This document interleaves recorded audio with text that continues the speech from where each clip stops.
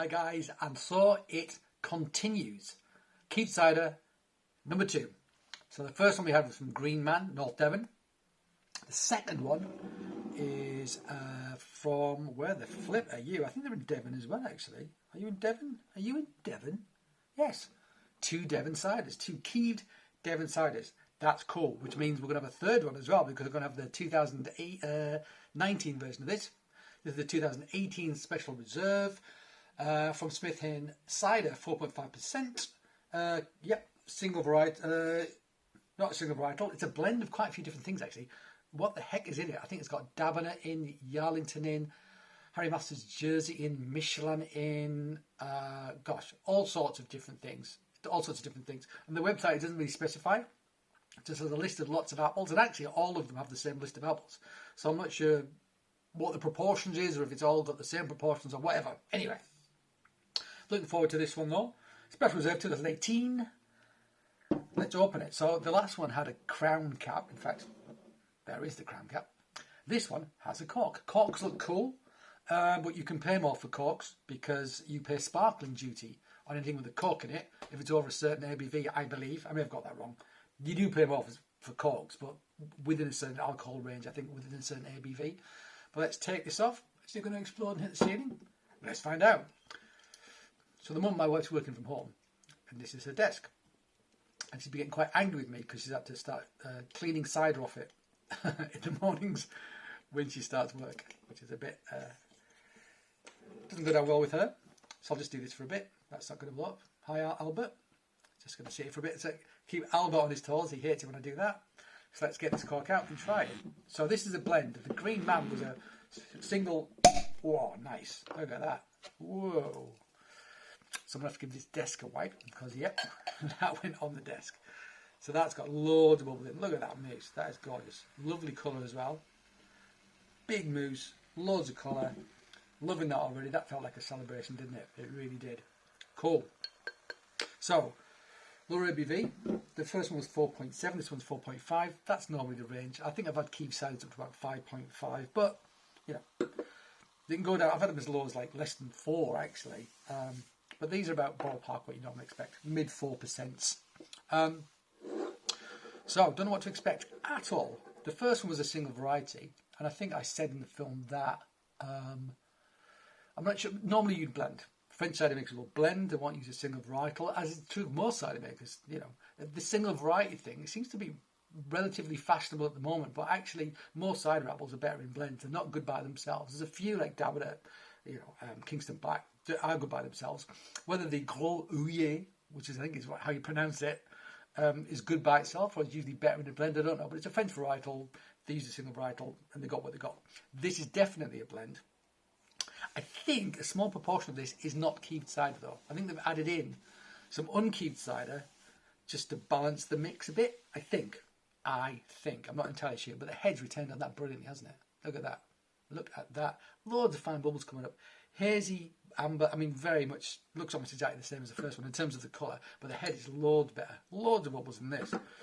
Feels like almost like champagne method, traditional method with the sort of bubbles that go in this. Let's smell it.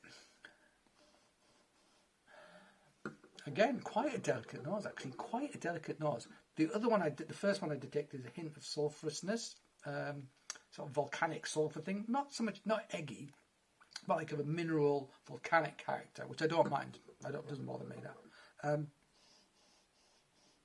This one, maybe I'm getting the merest hint of it, but again, like the first one, very delicate nose.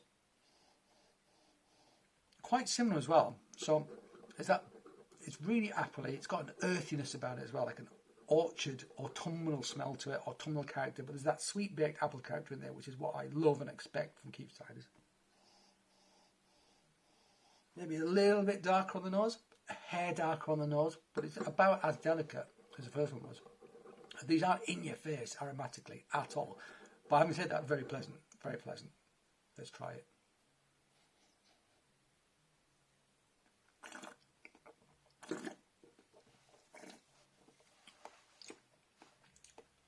Okay.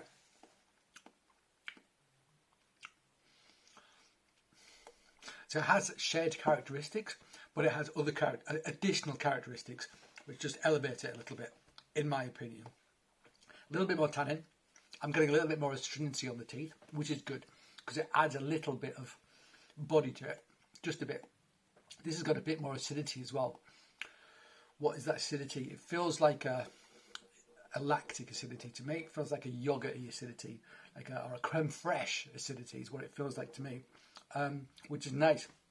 It isn't a lot sweeter, but that acidity and that tannin just gives it a bit more structure, just a bit more structure.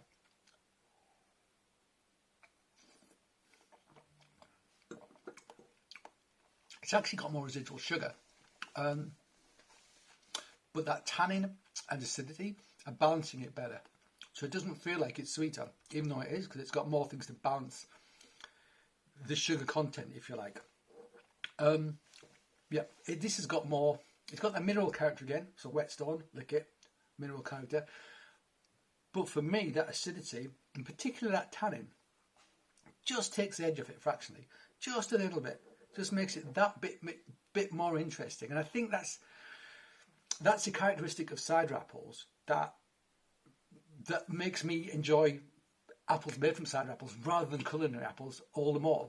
They just bring a body to it, a structure to it that just makes it feel a little like it's got more going on, or it holds the contents together better, so you can actually appreciate the things which are bookended by the tannins all the more. It feels like it creates a boundary, and you can access what's in the middle more easily because of that boundary. What am I talking about? I don't know. I'm just riffing on the theme here. This feels stickier and more dessert-like, actually, even though it's got that sort of tannic structure.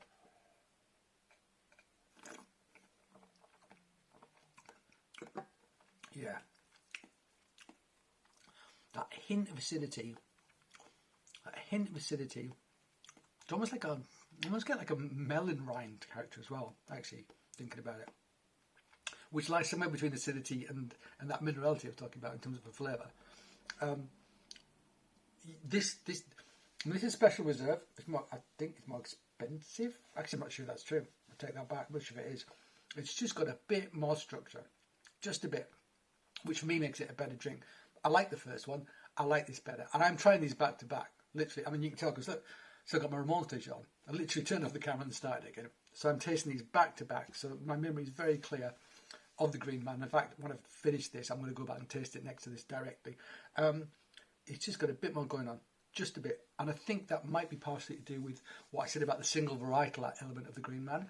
A single variety by itself doesn't necessarily bring everything that you need. You know, solo artists are good, but solo artists have to be really good because they've got no one to fall back on. Sometimes you need a band.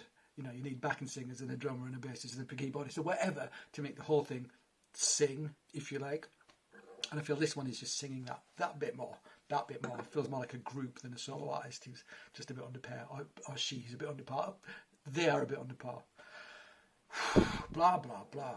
All right, guys. So that was interesting. Get hold of some of this if you can. So it's the one with the red label is the 2018 Special Reserve. The traditional method's got the yellow label, and the 2018 Keeved is green label. So that's how you can tell them apart from quite a distance away. Cool. All right. So we continue our Keeved cider tasting. We may well be missing out on the next episode because I think it might be the 200th episode, the next one. It might be. Anyway, we'll find out, won't we? Yes, we will, Chris. Cool. All right, guys. As always, thank you for joining me. I hope you join me again. And until then, cheers.